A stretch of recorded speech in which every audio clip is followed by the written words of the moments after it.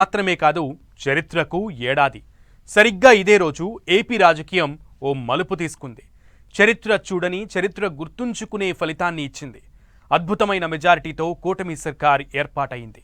అభివృద్ధి ఆగేది లేదు, ఇచ్చిన హామీని మరిచేది లేదు అన్నట్లుగా కూటమి ప్రభుత్వం ఏర్పాటైంది.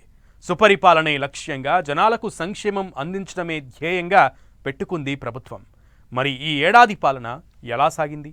కూటమి సర్కార్ హయాంలో కనిపించిన మార్పులేంటి?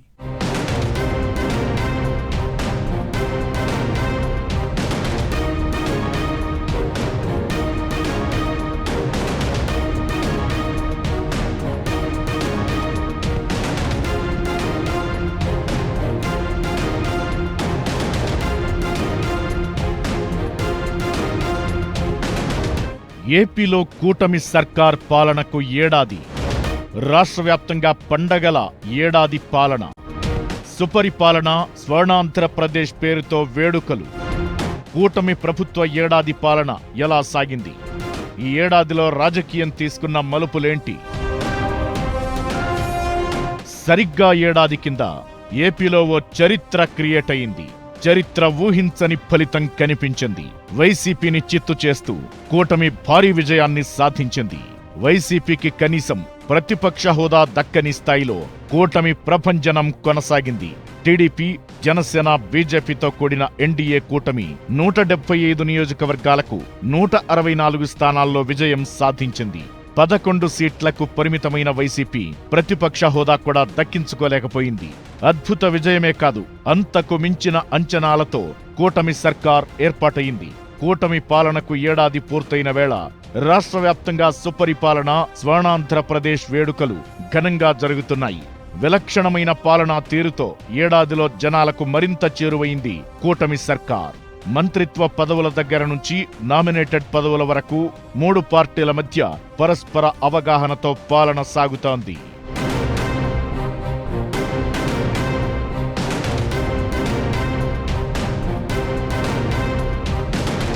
ఈ ఏడాది పాలనలో ఎన్డీఏ కూటమి ప్రభుత్వం అమరావతిని రాజధానిగా కొనసాగిస్తూ అమరావతి అభివృద్ధి పనులకు తొలి ప్రాధాన్యమిచ్చింది. A for Amaravati, P for Polavaram అంటూ తమ ప్రభుత్వ ప్రాధాన్యాలను సీఎం చంద్రబాబు మొదట్లోనే క్లారిటీ ఇచ్చారు. కేంద్రం సహకారంతో ఏపీని అభివృద్ధి పథంలో నిలపడంపై దృష్టి సారించారు. 2024-25లో జీఎస్డీపీ వృద్ధి రేటులోనూ, తలసరి ఆదాయం పెరుగుదలలోనూ ఏపీ అద్భుతమైన వృద్ధి సాధించింది. 8.21% వృద్ధి రేటుతో దేశంలో 2వ స్థానంలో, తలసరి ఆదాయ వృద్ధిలో 3వ స్థానంలో ఏపీ నిలిచింది. జనాలు తమపై పెట్టుకున్న నమ్మకాన్ని నిలబెట్టుకోవడానికి 15% వృద్ధి రేటు లక్ష్యంగా చంద్రబాబు ప్రణాళికలు సిద్ధం చేశారు.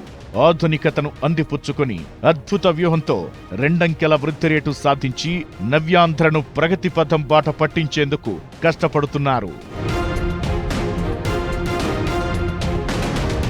వ్యవసాయం, పరిశ్రమలు, సేవలు, ఇంధన రంగం సహా కీలక విభాగాల్లో తీసుకొచ్చిన పాలనా సంస్కరణలు మెరుగైన ఫలితాలనిచ్చి రాష్ట్రాన్ని గాడిలో పడేస్తున్నాయి.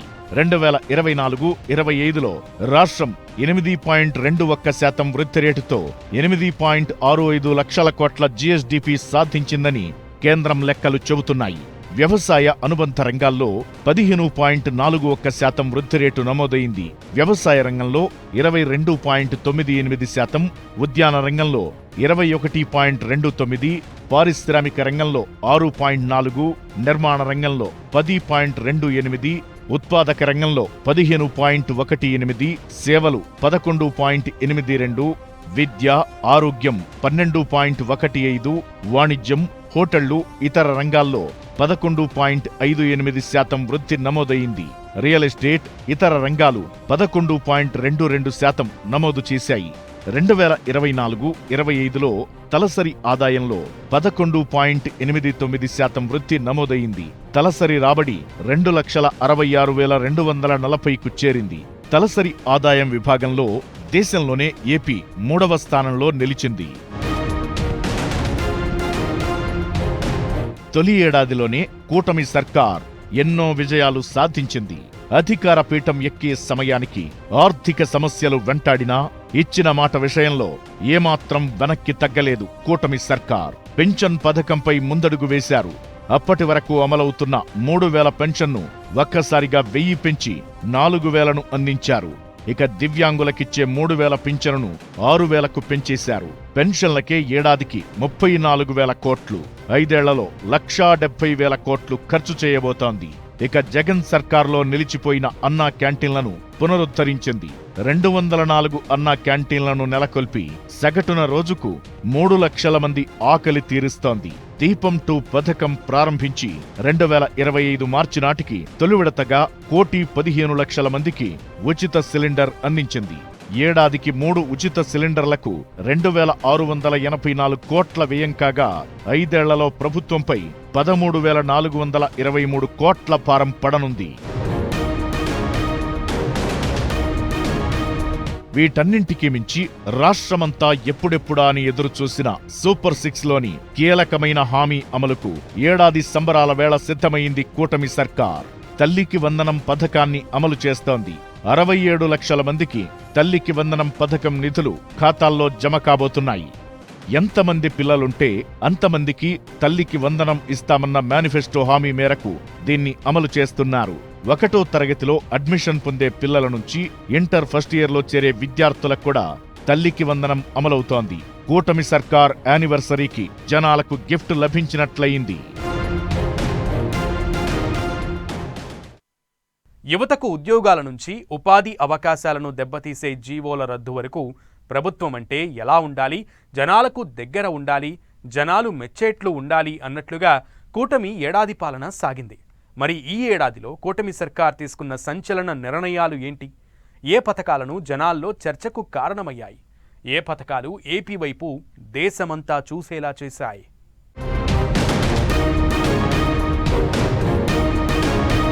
జనంతో జనంలా కూటమి ఏడాది పాలన. యువతకు ఉద్యోగాల కల్పనపై ప్రత్యేక దృష్టి. విలక్షణ పాలనా తీరు పరిచయం చేసిన కూటమి ఏడాది పాలనలో తీసుకున్న నిర్ణయాలేంటి? 16,347 పోస్టులతో డిఎస్సి నోటిఫికేషన్ ఇచ్చి పరీక్షలు నిర్వహించింది కూటమి సర్కార్. వైసీపీ హయాంలో డిఎస్సి నోటిఫికేషన్ కు కూడా నోచుకోలేదు. ఎన్నికలకు ముందు ఓ ప్రచార సభలో డిఎస్సిపై తొలి సంతకం చేస్తానంటూ హామీ ఇచ్చిన చంద్రబాబు సీఎంగా బాధ్యతలు తీసుకున్న తరువాత దాన్ని నిజం చేశారు. అటు 20 లక్షల ఉద్యోగాల కల్పనకు మార్గాలు సిద్ధం చేస్తోంది. 6,000కు పైగా పోలీస్ ఉద్యోగాల రిక్రూట్మెంట్ కు చర్యలు తీసుకుంది. 9.4 లక్షల కోట్లు పెట్టుబడుల ద్వారా 6 లక్షల మందికి ఉద్యోగావకాశాలు కల్పించేందుకు రంగం సిద్ధం చేస్తోంది. ఇక ఉపాధి రంగానికి ఊతమిచ్చేలా ఉచిత ఇసుక విధానాన్ని అమలు చేసింది. ల్యాండ్ టైటిలింగ్ యాక్ట్ రద్దు చేసి జనాల ఆస్తులకు రక్షణ కల్పించింది. సప్లాన్ నిధులను మళ్లించకుండా బీసీ, ఎస్సీ, ఎస్టీ, మైనారిటీల స్వయం ఉపాధి పథకాలకు ఖర్చు చేస్తోంది. టీచర్లకు మేలు చేసేలా 117 జీవో రద్దు చేసింది కూటమి సర్కార్. గంజాయి, drugs, land, sand, wine, mine మాఫియాపై కూటమి సర్కార్ ఉక్కుపాదం మోపుతోంది. ఇక రోడ్లపై గుంతలు పూడ్చే కార్యక్రమంపై స్పెషల్ గా ఫోకస్ పెట్టిన సర్కార్ ఇప్పటికే 1,200 కోట్లు ఖర్చు చేసి 20,000 కిలోమీటర్ల రోడ్లు బాగు చేసింది. సీసీ, బీటీ, రాష్ట్ర రహదారులు 7,000 కిలోమీటర్లు నిర్మిస్తోంది. ఇక ఒకే రోజు 13,326 పంచాయతీల్లో గ్రామ సభలు నిర్వహించి రికార్డు సృష్టించింది. 15వ ఆర్థిక సంఘ నిధులు 1987 కోట్లు పంచాయతీలకు విడుదల చేసింది. మత్స్యకారుల ఉపాధిని దెబ్బతీసే 217 జీవోను రద్దు చేసింది. మత్స్యకారుల సేవలో పథకం ద్వారా 20,000 ఆర్థిక సాయం కింద ఇప్పటికే 259 కోట్లు అందించింది. చెత్త పన్ను రద్దు చేసింది. ఇక పెట్టుబడులను రాష్ట్రానికి తీసుకురావడంలో కూటమి సర్కార్ కీలకంగా వ్యవహరించింది. 6 ఎస్ఐపిబి ప్రాజెక్టుల ద్వారా 4,95,000 కోట్ల పెట్టుబడులను ఆహ్వానించింది. దీంతో 4.5 లక్షల ఉద్యోగాలు వచ్చాయి. విశాఖకు రైల్వే జోన్ మంజూరు కాగా నిర్మాణ పనులు కూడా ప్రారంభమయ్యాయి. ఇక అనకాపల్లి జిల్లాలో 1,85,000 కోట్లతో ఎన్టీపీసీ గ్రీన్ ఎనర్జీ ప్రాజెక్టుకు శంకుస్థాపనతో పాటు శ్రీ సిటీలో 5,000 కోట్లతో ఎల్జీ ఎలక్ట్రానిక్స్ పరిశ్రమ, 6,000 కోట్లతో రిలయన్స్ కంప్రెస్డ్ బయోగ్యాస్ ప్లాంట్లు, రామాయపట్నంలో 96,000 కోట్లతో బీసీసీఎల్ రిఫైనరీకి ఒప్పందం కుదిరింది. అన్ని నియోజకవర్గాల్లో ఎంఎస్ఎంఈ పార్కులకు శ్రీకారం చుట్టగా ఇప్పటికే 42 చోట్ల పనులు ప్రారంభమయ్యాయి. ఇక బడ్జెట్లో బీసీలకు 47,456 కోట్లు కేటాయించారు. చేనేతలకు జీఎస్టీ ఎత్తివేయడమే కాదు, పవర్లూమ్స్కు 500 యూనిట్లు, హ్యాండ్లూమ్స్కు 200 యూనిట్ల వరకు ఉచిత విద్యుత్ అందిస్తున్నారు. కొత్త మద్యం విధానం ద్వారా క్వాలిటీ లిక్కర్ అందిస్తున్నారు. గీత కార్మికులకు 10% మద్యం షాపుల కేటాయింపులు జరుపుతున్నారు. విశాఖలో టీసీఎస్తో ఒప్పందం కుదుర్చుకున్న కూటమి సర్కార్ భూములను కేటాయించింది. గూగుల్తోనూ ఒప్పందం కుదిరింది. ఇకటు అమెరికాలోని సిలికాన్ వ్యాలీలా అమరావతి క్వాంటం వ్యాలీని అభివృద్ధి చేయాలని కూటమి సర్కార్ నిర్ణయించింది. దీనికి సంబంధించి భూ కేటాయింపులు కూడా పూర్తయ్యాయి.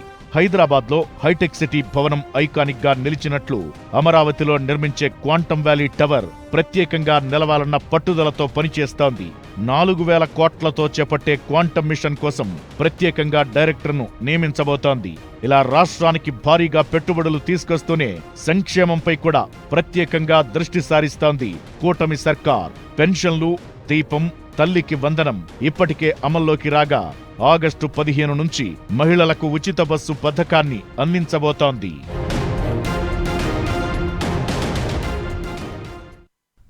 కూటమి సర్కార్ పాలనలో వేగం పుంజుకున్న అమరావతి, పోలవరం.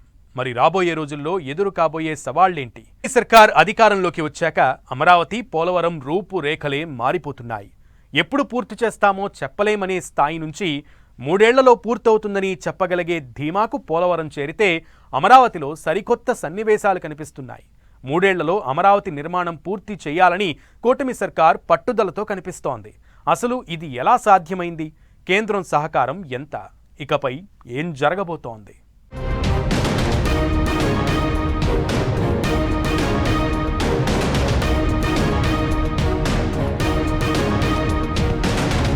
కూటమి సర్కార్లో పోలవరం వేగం, పరుగులందుకున్న రాజధాని నిర్మాణం, కేంద్రం నుంచి నిధులు రాబట్టిన సర్కార్. ఏడాదిలో పనులు ఎంత జరిగాయి?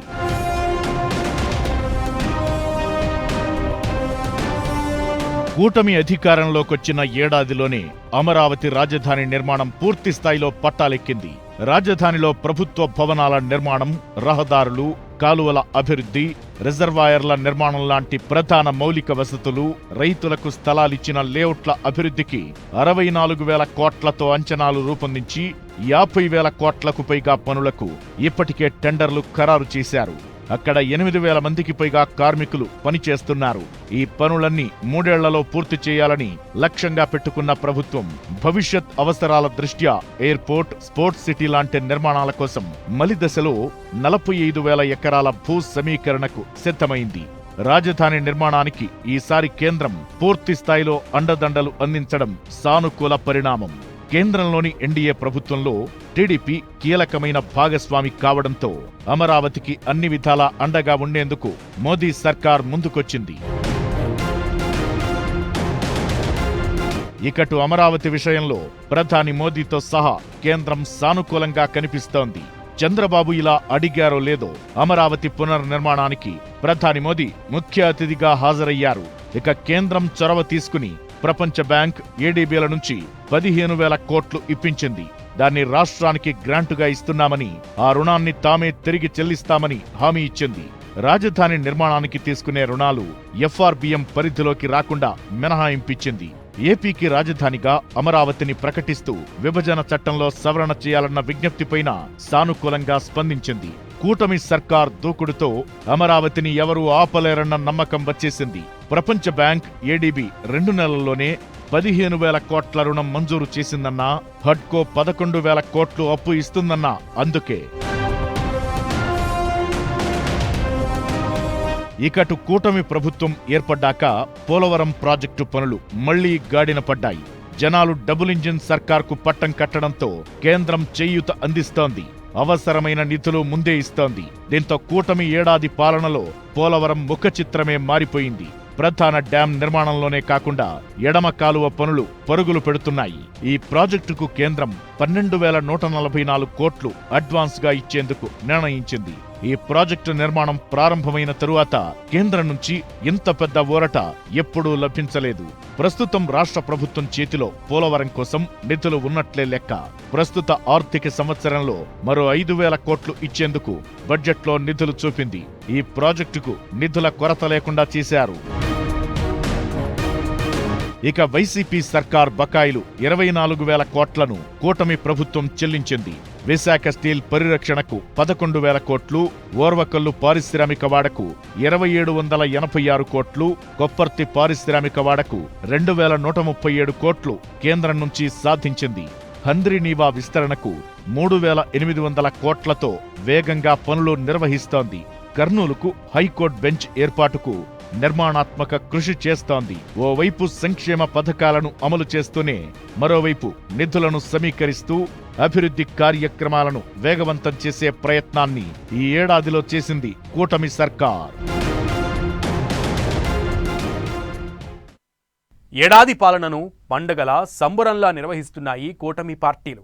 చేసిన అభివృద్ధిని జనాల్లోకి తీసుకెళ్లాలని నిర్ణయించింది. మరి ఇకపై కూటమి సర్కార్ అడుగులు ఎలా ఉండబోతున్నాయి? రెండో ఏడాది నుంచి ఎలాంటి వ్యూహాలతో ముందుకు వెళ్లే అవకాశం ఉంది? ఏ అంశాలపై ఫోకస్ పెట్టబోతోంది? మొదటి ఏడాది పాలన కూటమి సర్కార్ పనితీరుకు జస్ట్ టీజర్ మాత్రమేనా? రాష్ట్రమంతా పండగ వాతావరణం కనిపిస్తోంది. సంక్రాంతిని తలపించేలా సుపరిపాలన స్వర్ణాంధ్రప్రదేశ్ వేడుకలను నిర్వహిస్తున్నాయి కూటమి పార్టీలు. ఎన్నికల ముందు ఇచ్చిన ఒక్కో హామీని అమలు చేస్తోంది కూటమి సర్కార్. పెన్షన్ల పంపిణీలో సరికొత్త రికార్డులు క్రియేట్ చేయగా దీపం పథకంతో కొత్త వెలుగులు తీసుకొచ్చింది. ఇప్పుడు తల్లికి వందనం కార్యక్రమాన్ని కూడా అమలు చేస్తూ విపక్షాలకు మరో మాట రాకుండా చేస్తోంది. ఈ ఏడాదిలో చేసిందేంటి, ఇకపై చేయబోయేదేంటన్న అంశాలను జనాల్లోకి మరింత జోరుగా తీసుకెళ్లేందుకు కూటమి సర్కార్ ప్లాన్ చేస్తోంది. రాబోయే 4 ఏళ్లలో ఎలాంటి కార్యక్రమాలు నిర్వహించబోతున్నారు, ప్రణాళికలేంటి, 4 ఏళ్ల పాలన ఏ విధంగా కొనసాగనుంది అనే దానిపై క్లారిటీ ఇస్తోంది. స్వర్ణాంధ్ర 2047 అంటూ ఇప్పటికే ఓ యాక్షన్ ప్లాన్తో ముందుకెళుతోంది కూటమి సర్కార్. 175 నియోజకవర్గాల్లోనూ విజన్ యాక్షన్ ప్లాన్ యూనిట్ కార్యాలయాలను స్టార్ట్ చేసింది. ఓ టాస్క్ ఫోర్స్ టీంను సైతం ఏర్పాటు చేసి అభివృద్ధి ఎజెండాగా ముందుకు సాగుతోంది. ఎన్ని చేశామన్న దాంతో కంపేర్ చేస్తే చేతికి ఎన్ని అందాయన్న దానిమీదే జనాల దృష్టి ఉంటుంది. ఇప్పుడు కూటమి సర్కార్ విషయంలోనూ అదే జరుగుతోంది కూడా. అమరావతి, పోలవరం మీదే పూర్తిగా దృష్టి సారించారని, సంక్షేమ పథకాల అమలు విషయంలో కాస్త స్లో ఉన్నారనే గుసగుసలు వినిపిస్తున్నాయి కూడా. అయితే కూటమి సర్కార్ ఇకపై వేగం పెంచే అవకాశముంటుంది. సరిగ్గా ఏడాది పాలన రోజు తల్లికి వందనం పథకం అమలు చేయాలని నిర్ణయిస్తూ రాబోయే 4 ఏళ్లు ఎలా ఉండబోతోందో చెప్పకనే చెప్పింది. రెండో ఏడాదిలోకి కూటమి సర్కార్ అడుగు పెట్టడంతో సంక్షేమ పథకాల అమలుపై పూర్తి స్థాయిలో దృష్టి పెట్టాలని ప్రభుత్వం భావిస్తోంది. ఇదంతా ఎలా ఉన్నా విలక్షణమైన పాలన తీరును పరిచయం చేసింది కూటమి సర్కార్. సీఎం, డిప్యూటీ సీఎం నుంచి మంత్రుల వరకు జనంతో జనంలా ఉంటూ సమస్యలు తెలుసుకుంటూ అక్కడికక్కడ పరిష్కారం చూపిస్తున్నారు. ఏజెన్సీ గ్రామాల్లో పవన్ నడిచిన ఘటన అయినా, విద్యార్థులు, యువతతో చంద్రబాబు, లోకేష్ మీటింగ్లైనా పాలనా తీరు సరికొత్తగా కనిపిస్తోంది. ఇదో ట్రెండ్ సెట్టర్ అనిపిస్తోంది.